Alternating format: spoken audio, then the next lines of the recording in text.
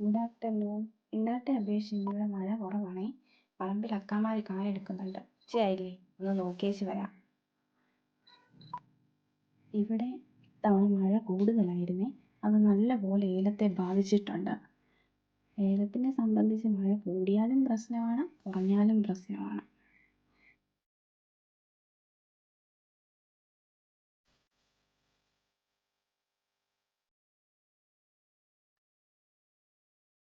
മഴയായതുകൊണ്ട് കായ എടുക്കാൻ കുറച്ച് താമസിച്ചേ.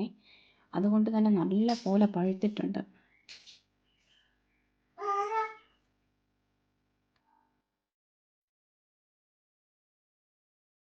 മഴയായിരുന്നത് കൊണ്ട് നല്ല പോലെ അഴുകൽ കയറിയിട്ടുണ്ട് ചെടിയിലേക്ക്.